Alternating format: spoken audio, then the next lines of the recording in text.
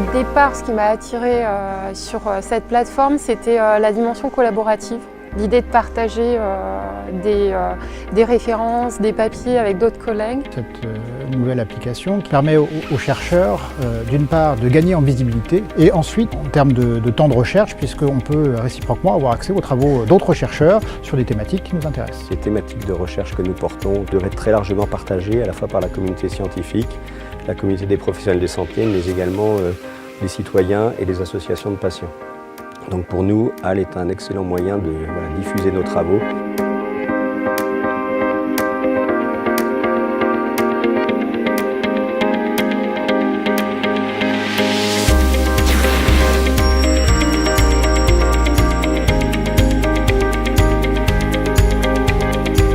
Quel est l'intérêt pour un chercheur aujourd'hui d'utiliser HAL?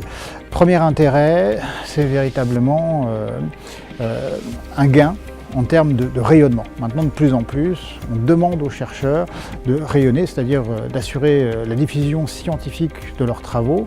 Et HAL, de ce point de vue-là, est un outil vraiment très efficace puisque on devient visible, quelle que soit la localisation géographique des personnes qui s'intéressent à nos travaux dans le monde.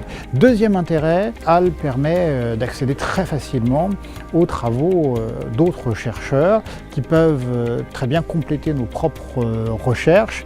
Et de cette façon-là, il y a une facilité d'accès aux sources, mais aussi en termes de tissage de réseaux de recherche, HAL peut contribuer à la découverte de chercheurs qu'on n'aurait pas découvert sinon, qui travaillent sur les mêmes thématiques que nous, dont on peut se rapprocher en perspective de travaux de recherche futurs.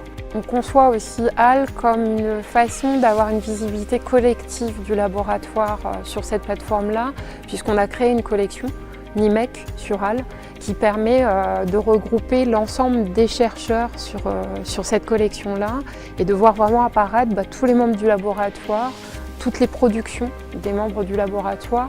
Donc en termes de visibilité et d'effet vitrine, cette option de collection sur HAL est assez intéressante. Nous déposons le plus souvent des travaux de recherche achevés qui ont déjà été validés par nos pairs au niveau des revues scientifiques et nous les déposons sous une forme qui permet, comme je disais tout à l'heure, de les rendre accessibles indépendamment de la lecture des revues où nous avons publié. Je dépose à peu près tout ce sur quoi je travaille en termes de références, que ce soit des cahiers de recherche, des articles, des contrats ANR par exemple, tout type de références qui vont pouvoir avoir un intérêt pour la communauté à laquelle j'appartiens. Ce que j'envisage de déposer à l'avenir, c'est principalement deux choses. Alors la première chose, c'est les ouvrages individuels ou collectifs que j'ai publiés. Avant de le faire, j'attends de contacter l'éditeur pour être sûr qu'il n'y a pas de difficulté avec les contrats d'édition qui avaient été signés avant que la loi sur la République numérique ne soit adoptée. Donc je veux m'assurer qu'effectivement c'est bien possible de les mettre sur la plateforme. Or, depuis la dernière mise à jour, la nouvelle interface offre de ce point de vue-là un confort d'utilisation bien plus supérieur puisque en 2-3 minutes maintenant, on arrive à déposer les documents sur HAL. Il faut savoir que c'est très simple à faire. Donc qu'il y a des équipes qui sont derrière. HAL c'est national, donc on est des équipes qui sont un peu partout, réparties dans tous les organismes, universités. Et donc il ne faut surtout pas hésiter à faire appel à eux, à ces équipes qui sont derrière les portails de HAL.